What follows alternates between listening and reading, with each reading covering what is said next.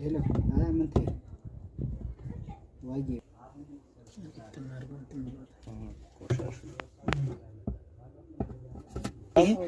እንትኑ